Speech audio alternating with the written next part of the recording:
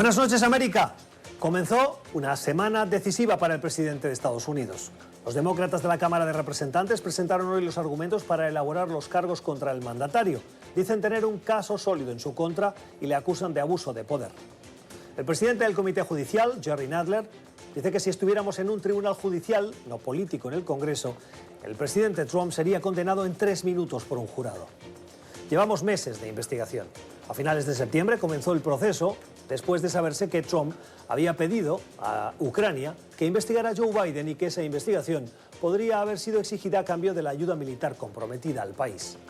Para los demócratas no hay duda de que Trump antepuso sus intereses políticos personales por encima de los del país en varias ocasiones y que habría pedido repetidamente a una potencia extranjera, Ucrania, que interfiriera en las próximas elecciones.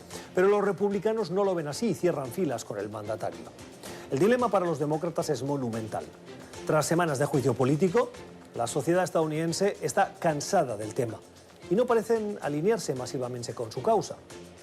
Ya hay encuestas que muestran el cansancio, que ese cansancio está favoreciendo a Trump en estados clave como Michigan, Pensilvania o Wisconsin.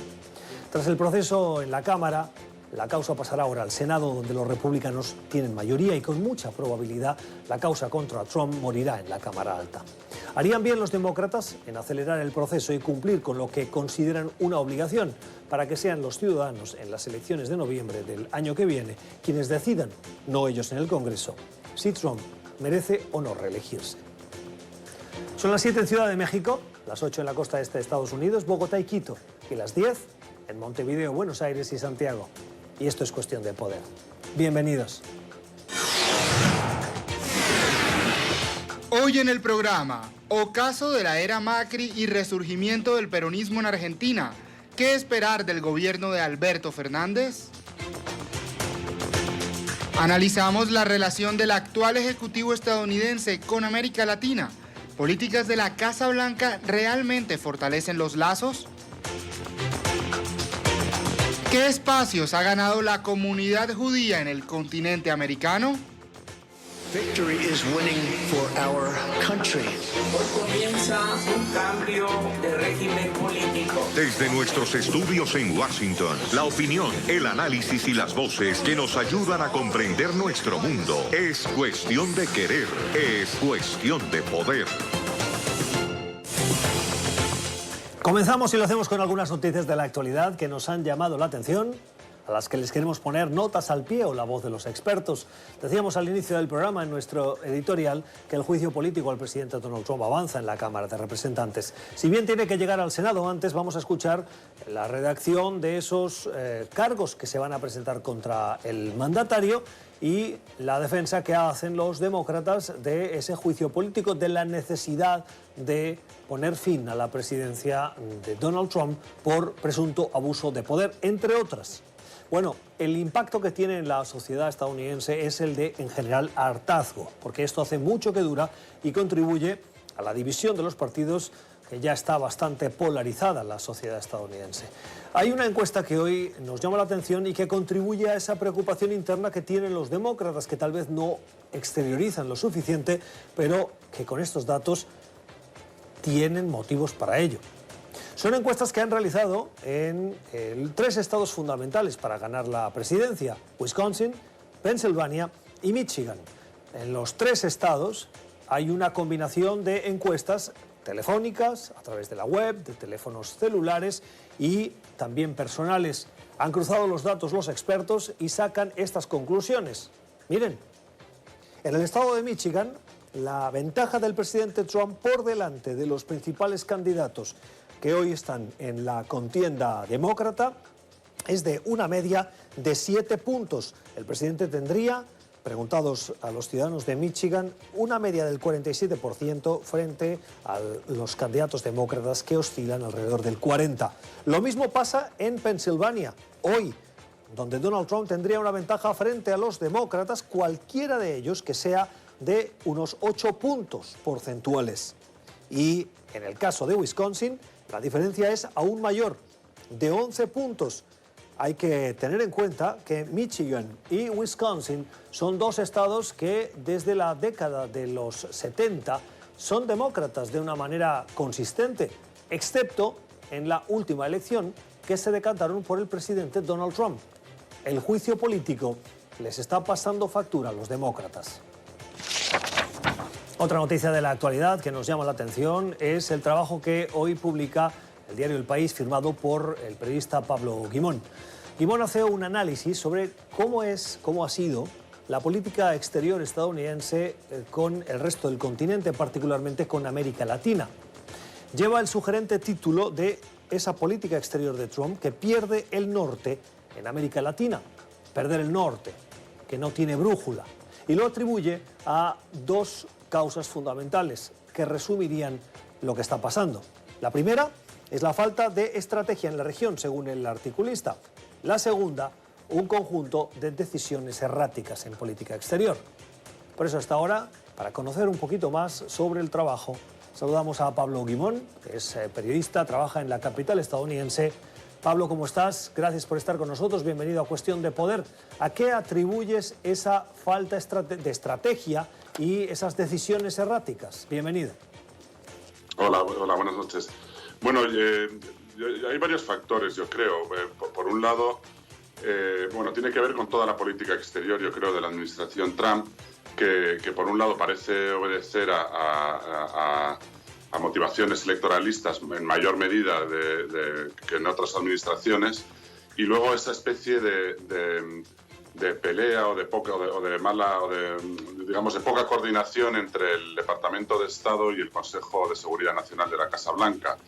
Eso es un poco también lo que se ha visto en las propias audiencias del impeachment, ¿no? En la trama rusa, o sea, cómo esa falta de coordinación ha provocado en algunos casos mensajes enfrentados y hasta canales paralelos que transmiten mensajes distintos y un poco en detrimento del Departamento de Estado, que es el que suele tener esa visión más a largo plazo y esa visión más estratégica, ¿no? ¿Quién pierde más en esta falta de norte, en esa política exterior estadounidense? ¿La región o la Unión Americana? Bueno, es difícil. Yo creo que América Latina, más inmediatamente, pues el perjuicio es mayor para América Latina. No hay más que ver decisiones como México, que ha tenido que mandar la Guardia Nacional a la frontera sur en vez de ocuparla en las tareas para las que estaba creada, o de repente Argentina, que recibe el anuncio de unos aranceles sin saber muy bien por qué. Pero bueno, digamos que la idea también es que a largo plazo el tener una política tan errática y tan poco clara va en contra del liderazgo de Estados Unidos en la región, ¿no? Y en contra de su imagen y de sus intereses y de su capacidad de crear consensos y de tener un poco un liderazgo, ¿no? El año que viene es un año electoral en Estados Unidos. ¿Qué impacto va a tener esta falta de estrategia o de norte en la política exterior estadounidense en la política de la Unión Americana? Bueno, sobre todo yo creo que la parte que a él le interesa de la política exterior de Latinoamérica es la parte que más le interesa para su agenda política personal, que es principalmente la inmigración y el comercio, ¿no?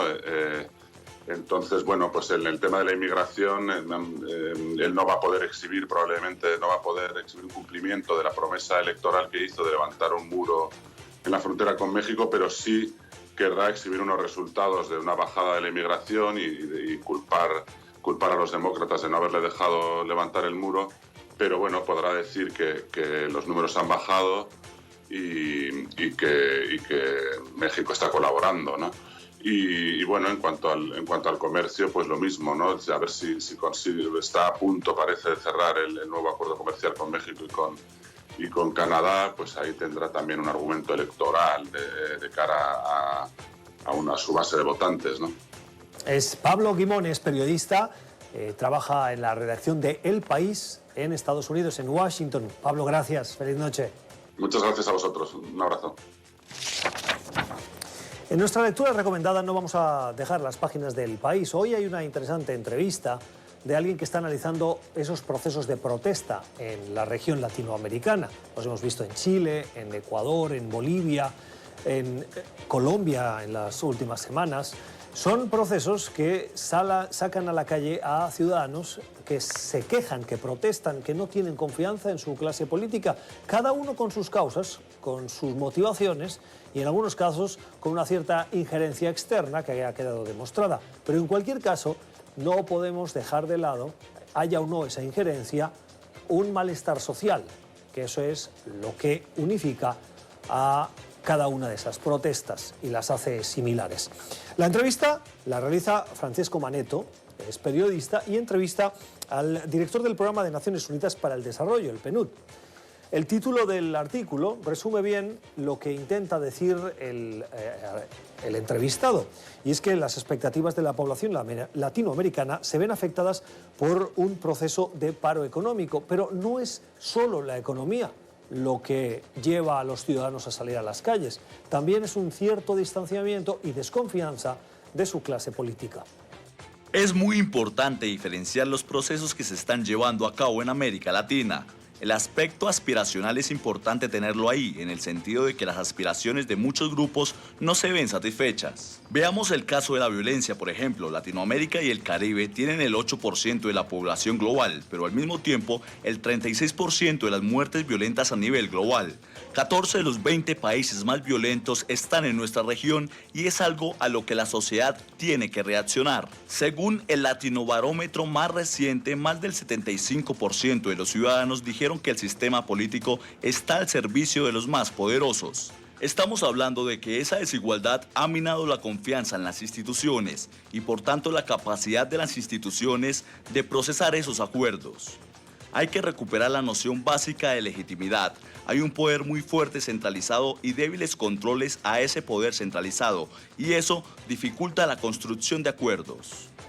Además, Luis Felipe López Calva destaca la importancia de ganarse la legitimidad frente a los ciudadanos, y por eso el artículo hace referencia a que esa legitimidad se gana fundamentalmente también con una buena rendición de cuentas, es decir, que los ciudadanos se sientan empoderados. Y terminamos con nuestra noticia en positivo, una noticia que nos lleva a hablar del ejemplo que dio un joven golfista de 25 años en Argentina. Su nombre es Brandon Matthews. Brandon estaba en una carrera contrarreloj para clasificarse en un torneo superior al que estaba jugando en ese preciso momento, y tan solo tenía que poner la bola en el hueco, en el hoyo, y era un tiro realmente fácil, sencillo. En el momento de jugar, dicen las normas no escritas, los que están viendo el torneo de golf se mantienen en silencio, pero justo en ese momento en el que le tocaba hacer esa hazaña, uno de los asistentes gritó, desconcentrándole y provocando que la bola no fuera por la trayectoria que él esperaba y quedar desclasificado para ese segundo torneo importante en ese avance de esa carrera.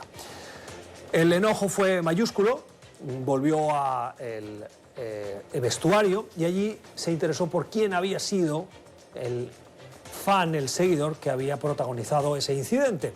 Descubrió que era un fan emocionado que tenía síndrome de Down. Allí recondujo su ira hacia la comprensión y no solo eso, sino que pidió reunirse con ese fan para estar seguro que no se sentía mal. Le regaló un guante y lo abrazó, porque como dijo, hay cosas que son mucho más importantes que el golf. Ya regresamos. Tiempo para el análisis, para la entrevista en Cuestión de Poder. Se está llevando a cabo en Washington durante 3 días el Foro Estratégico para Líderes Judío-Iberoamericanos 2019. El foro reúne a personalidades y voces relevantes de análisis sobre la comunidad judía y el liderazgo también de Israel y la cultura judía en los países latinoamericanos.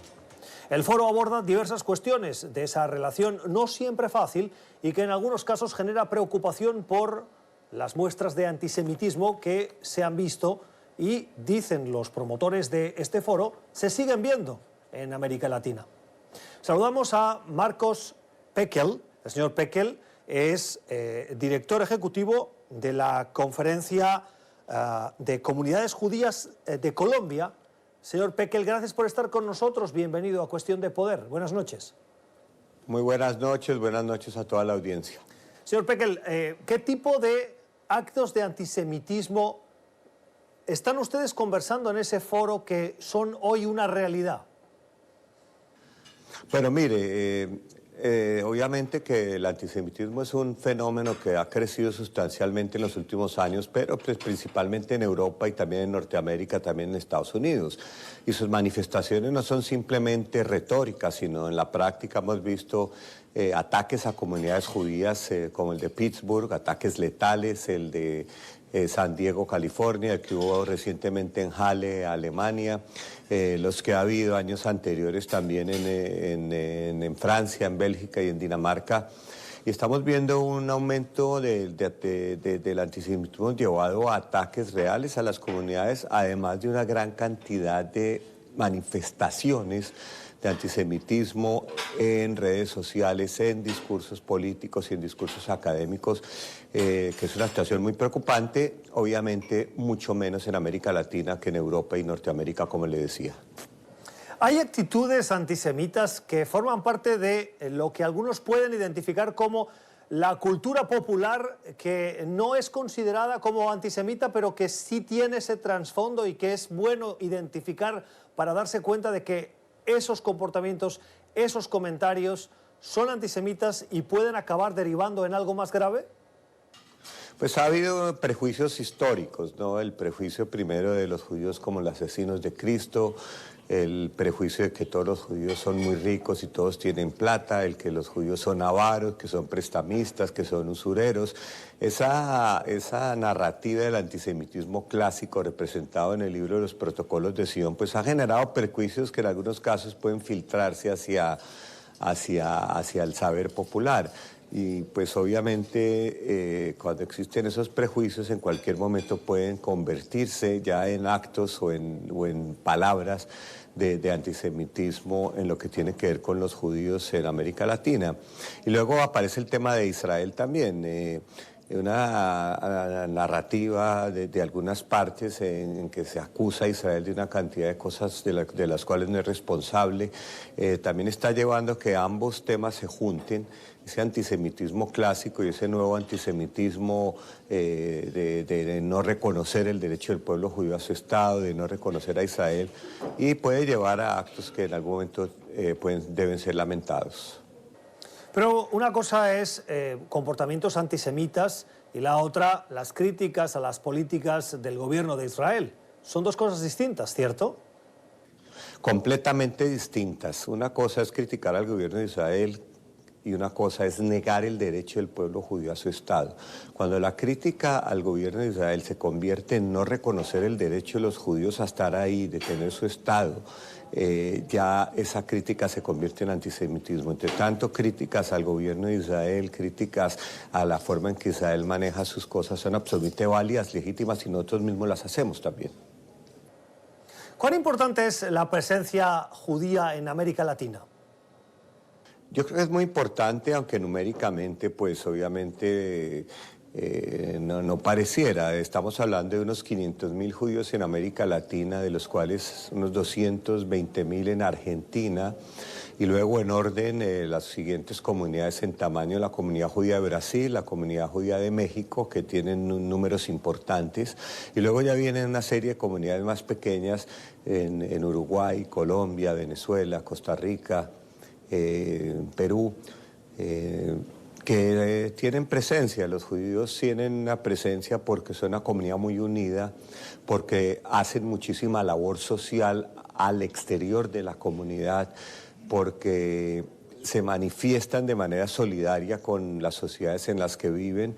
Y creo que los judíos han logrado en labrar un espacio importante en América Latina. Y creo que hoy en día podemos decir que los judíos en América Latina tenemos una buena vida.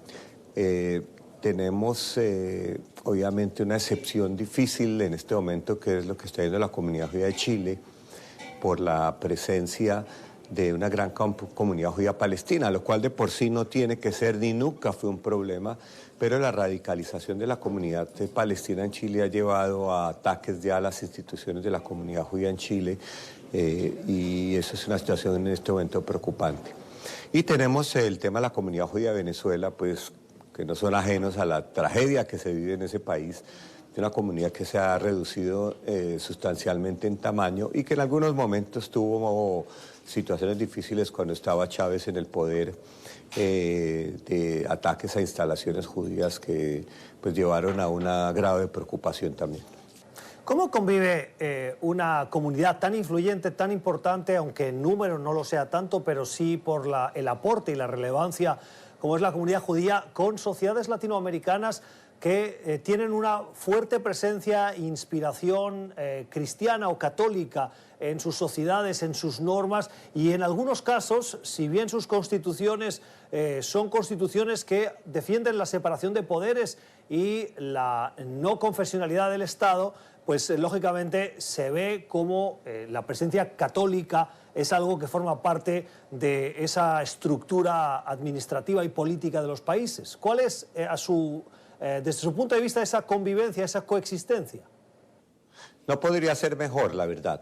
Con la Iglesia Católica, desde la promulgación de Nostra Aetate en 1965, tras el Concilio Vaticano II, comenzó una etapa de mejoramiento continuo y permanente en las relaciones complicadas como fueron entre la Iglesia Católica y el pueblo judío.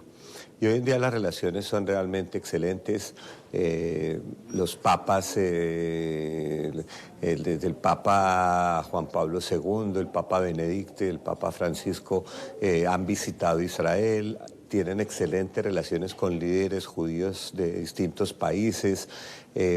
Los papas ahora visitan sinagogas. La sinagoga de Roma ha sido visitada por los 3 papas que le mencioné, algo que no ocurría antes. Y tenemos un gran diálogo con la Iglesia Católica y proyectos comunes en temas de asistencia social.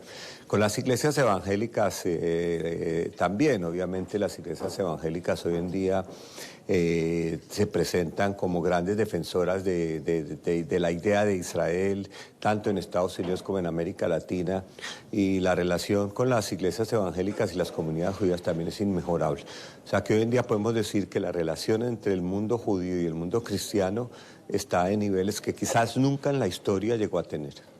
Sí, seguramente mi pregunta iba más encaminada por el hecho de que, por ejemplo, en países como Colombia o Perú o Chile tienen muchas festividades de inspiración católica que acaban siendo, por tradición o por ley, fiestas nacionales, y en cambio no las hay judías. Es en esa coexistencia en la que una persona que no profesa esa religión está haciendo fiesta nacional, está teniendo un festivo nacional con una celebración que no forma parte de su acervo religioso.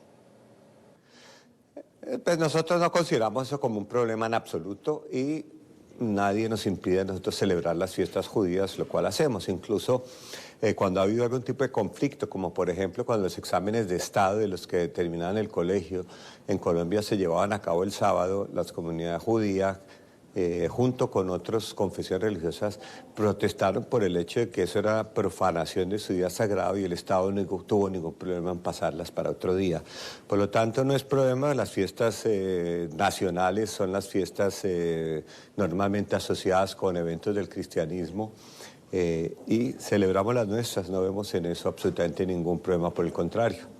Tenemos más fiestas. Déjame preguntarle por 2 casos, 2 circunstancias, 2 países que tomaron decisiones más drásticas. Bolivia, en el año 2009, rompió las relaciones diplomáticas con Israel, pero en el caso de Venezuela, las manifestaciones antisemitas, y aquí sí que hay que decirlo con toda claridad, vinieron por boca de los dirigentes del país, de Hugo Chávez, y luego ha quedado como en el imaginario colectivo como que se bendijo esas actitudes. ¿Qué respuesta tiene? ¿Cómo lo valora?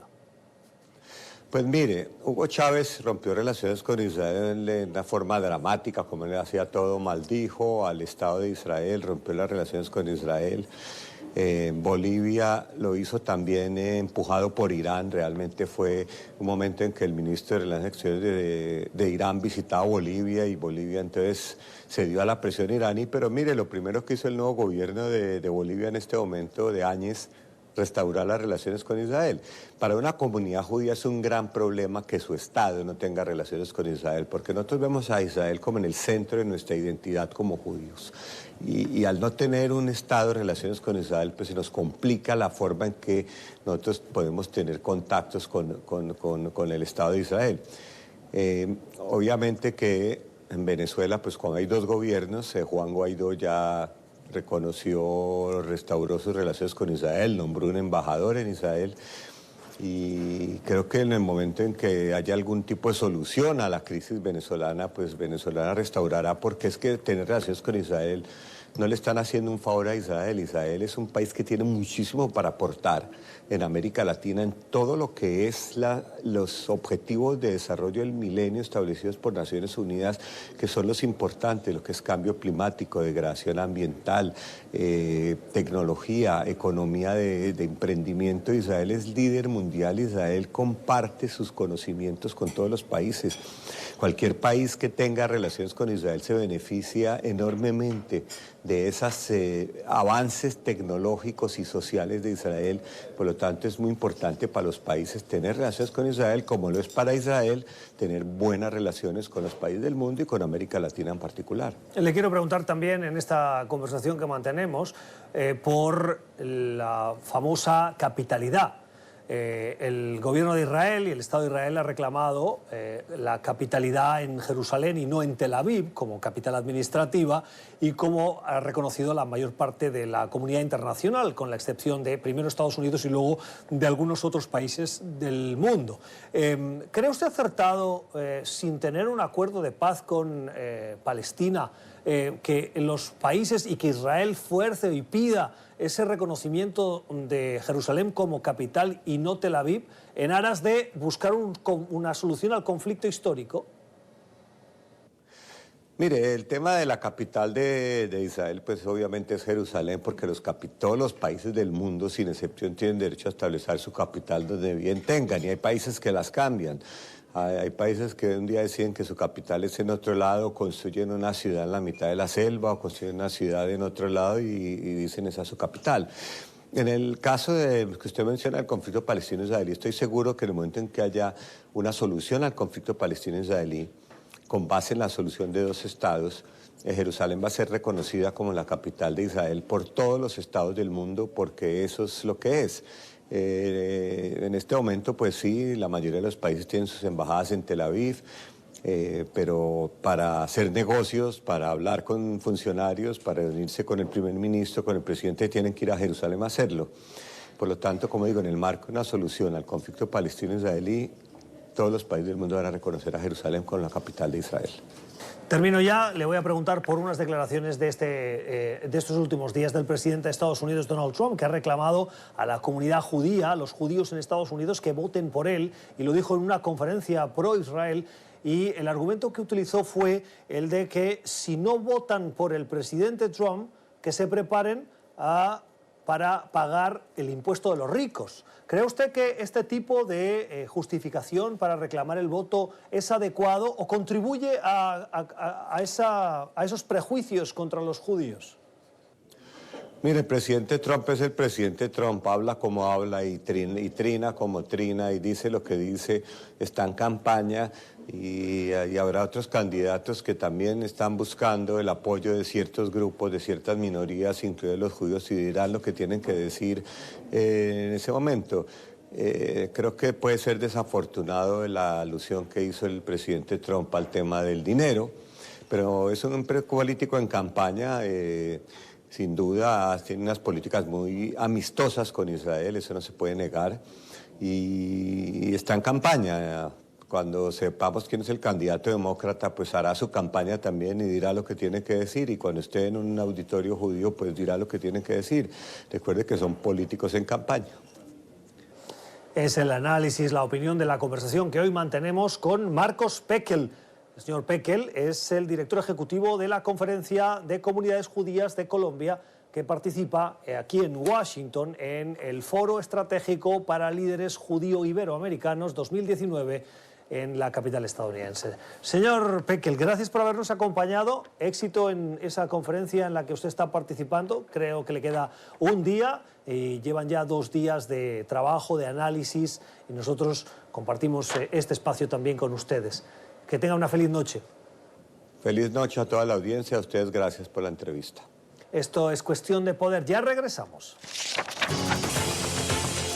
Seguimos en Cuestión de Poder, analizando las cuestiones de la actualidad, una actualidad que pasa por Buenos Aires, en Argentina, donde está en cuenta regresiva el país para el cambio de poder al frente de la Casa Rosada, del gobierno. Mauricio Macri termina tras perder las últimas elecciones y Alberto Fernández tomará posesión mañana a partir de las 10 horas local en una ceremonia que contará con delegaciones internacionales de no solo de altos funcionarios, también van presidentes de otros países latinoamericanos en un periodo que comienza y que por la situación económica no va a ser fácil para Alberto Fernández.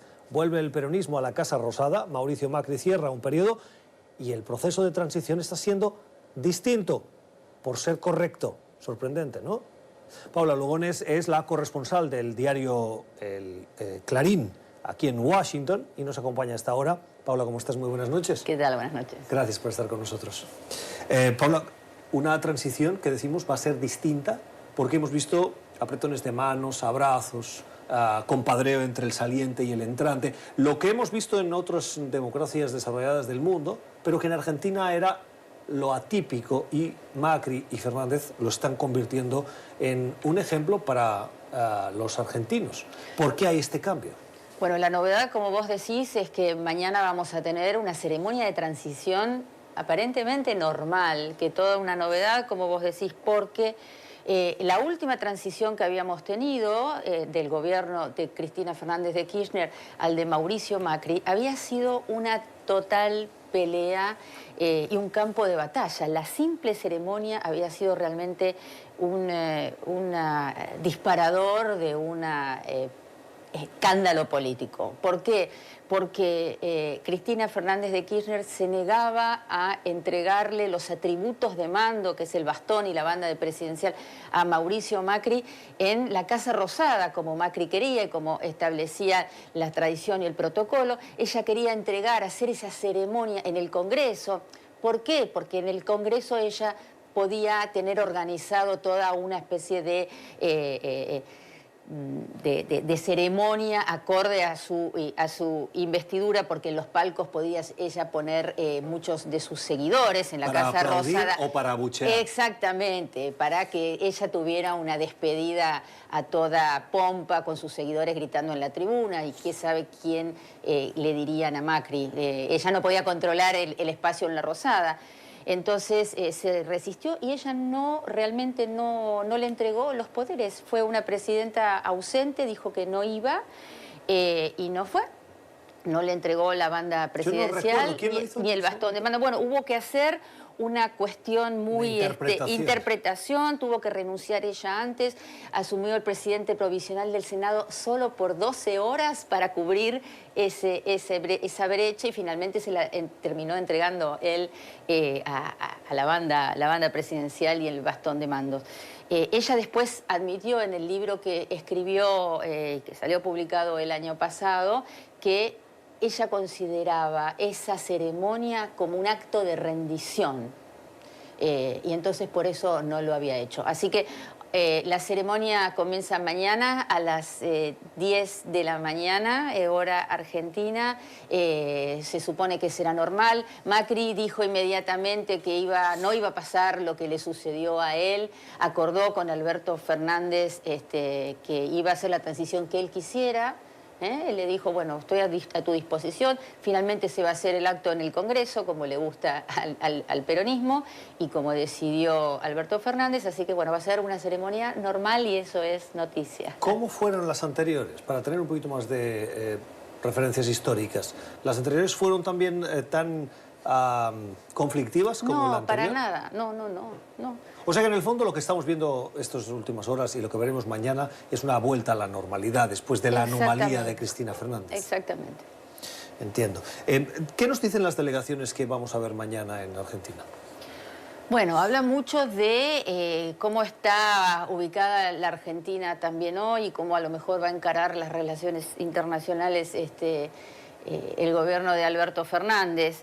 Está, bueno, va a haber una presencia de la delegación boliviana, que no se sabe bien aún cómo será. Va a ir el presidente de Cuba. Ustedes saben que la hija de la vicepresidenta electa, que va a subir mañana, Cristina de Kirchner, está internada en Cuba con un tratamiento por cuestiones de salud desde hace varios meses. Ella se considera una perseguida política. Cristina Kirchner dice que su hija es una perseguida política porque tiene causas por corrupción. Cristina ha viajado por varios meses a Cuba para seguir el tema de la salud de su hija, ha estado muy poco en su campaña, o sea que la delegación de Cuba va a ser importante. Rodríguez Canel no se mueve así nomás por ningún país fácilmente para este tipo de ceremonias. Está el tema de Bolsonaro también, la relación con Brasil apareció muy complicada de entrada. Bolsonaro no va, es uno de los presidentes que ha dicho que no va. Exactamente, Bolsonaro no va, hay que ver qué tipo de nivel de delegación manda, porque lo define a último momento. Ha tenido declaraciones muy fuertes, tanto Bolsonaro como Fernández entre sí, y aunque si bien después moderaron el tono y consideran que la relación, porque ambos consideran que la relación con Brasil realmente es muy importante, bueno, es todo un símbolo de que Bolsonaro tampoco vaya. Y Estados Unidos, por supuesto, Donald Trump no va, no suele ir a ese tipo de ceremonia. Tampoco va Mike Pompeo, el canciller, pero envía a una delegación que, considerada las circunstancias, puede considerarse de bastante nivel, porque envía a un ministro y también al ministro de Salud y también... Alex Azar. Exactamente, y también a Claver Carone, que es un representante alto de para América Latina del Consejo de Seguridad Nacional, y por supuesto también a COSAC. Pero ahí el hombre también clave es Claver Carone. ¿Por qué? Porque él ya estuvo reunido con Alberto Fernández en México y evidentemente ha logrado una relación que puede llegar a tener frutos, y también porque él ha sido representante de Estados Unidos ante el Fondo Monetario Internacional. O sea que sabes que vamos a necesitar una ayuda importante de Estados Unidos para renegociar la deuda con el Fondo Monetario. Así que la presencia de este hombre también es importante de la delegación estadounidense. ¿Qué papel va a jugar Mauricio Macri a partir de mañana? Bueno, él se ha comprometido, ha dicho públicamente que quiere ser el líder de la oposición. ¿Existe esa figura en Argentina? No. ¿Un líder de la oposición? A ver, no existe formalmente en los papeles, pero sí en la práctica. Alberto Fernández va a tener que elegir un interlocutor y porque, a ver, realmente Mauricio Macri perdió las elecciones, pero la perdió con una buena... Con el 40% de los votos. Exactamente, con el 40% de los votos, con una sprint final bastante importante respecto de las elecciones, las PASO, las elecciones internas de agosto, recuperó muchos votos. Entonces, él se va, pero se va con una serie de manifestaciones populares también, que demuestra que todavía sigue teniendo consenso. Pero Macri perdió, eso no nos olvidemos, ¿no? Hay otros líderes, como por ejemplo Horacio Rodríguez Larreta, que es el alcalde de la ciudad de Buenos Aires, que ganó y que ganó por mucho, y también le va a disputar bastante ese espacio a Macri. Pero esta es otra historia que va a venir más adelante. Por ahora él se autoproclamó como líder de la oposición y seguramente él será la referencia. Sí, pero no es muy normal que un presidente saliente se dedique a fungir como líder de la oposición, sea formal o sea informalmente, volviendo a un terreno que es resbaladizo, como es el de la política en el Congreso, ¿no? Sí, pero en la Argentina no. Nosotros, si lo vemos desde el punto de vista de Estados Unidos, realmente los presidentes hacen 2 mandatos, se retiran... Como dice Felipe González, pasan a ser jarrones chinos, que son frágiles y que solo van a verlos cuando les interesa algo y si no, los tienen más bien aparcados. Y se dedican a dar conferencias por el mundo con el cual cobran mucho dinero, o a escribir libros, cómoda, a fundar bibliotecas, fundaciones, ¿verdad? Todas esas cosas. No, en la Argentina eso no sucede con cierta frecuencia. Miremos el caso de Cristina Fernández de Kirchner, ¿no? Ella gobernó 2 periodos, un periodo anterior estuvo su marido y, bueno, quiso volver a la política. Pero volvió a la aquí política. estuvo. ¿Cristina Fernández volvió a la política buscando la inmunidad que le daba su posición en el Senado o es porque realmente ella quería hacer política? Yo creo que las dos cosas, ¿sabes? Ella es un animal político, es realmente una persona que le gusta mucho el poder, disfruta del poder y así como escena del traspaso de mando, ella vio como una rendición, ella veía el traspaso de mando como una rendición. Para ella fue un golpe a su ego y un golpe político muy importante el haber perdido con Mauricio Macri y después también haber perdido en las elecciones legislativas. ¿No? Bueno, o sea, es las reglas de las políticas. A los políticos les gusta ganar también, ¿eh? Y tienen un ego muy grande. Pero por supuesto ella está con muchas causas pendientes y como vos bien decís, una vez que llega al poder logra inmunidad, pero ella podría haber logrado la misma inmunidad siendo senadora, no vicepresidenta. Paula Lugones, que es la corresponsal del diario El Clarín, aquí en Washington, en esa cuenta regresiva cuando Alberto Fernández va a tomar las riendas del país de manos de Mauricio Macri. Los ojos puestos mañana en el Congreso argentino. Gracias, Paula, por estar con nosotros. Vamos a la pausa. Esto es Cuestión de Poder. Y en las redes sociales hoy, Argentina, a pocas horas de la toma de posesión de Alberto Fernández, un primer tuit para estos años de Mauricio Macri. Le gustará el peronismo o no, pero con ellos hubo menos y con estos cayó la Argentina económicamente dejando más pobre. ¿De qué lado estás? ¿Del que deja una Argentina endeudada más todavía y con más pobre o con el que dejó un superávit fiscal y menos pobres? Sí, es así. Y Macri termina y llega Alberto Fernández, un Alberto Fernández que, como decíamos, no lo va a tener fácil. Hay mucho por hacer, hay que construir consensos, crear trabajo, generar empresas. Y también de Argentina, pero no para hablar de las elecciones, sino para hablar del mal ejemplo que ha dado el embajador de México en ese país suramericano. Ricardo Valero fue captado por las cámaras de una conocida librería, presuntamente robándose un libro. Y lógicamente en las redes sociales hay bastantes comentarios. El embajador de México en nuestro país entró a una librería y se choreó un libro de 700 mangos, un ratón el tipo. Habría que largarlo y mandarlo a Boudou como embajador a México para que aprendan lo que es el choreo. Tener un hijo, plantar un árbol y robar un libro. Eso es la vida, dijo Óscar Ricardo Valero, Recio Becerra, el embajador de México en Argentina. Y la referencia a Boudou es a Amado Boudou, que fue vicepresidente de Argentina entre el 2011 y el 2015 y fue acusado de corrupción. No sé cuál de los dos da peor ejemplo. Bueno, así terminamos. Gracias por la generosidad de su tiempo. Esperemos que hayan aprendido como lo hemos hecho nosotros de nuestros invitados. Nosotros volvemos mañana a la misma hora. Feliz noche.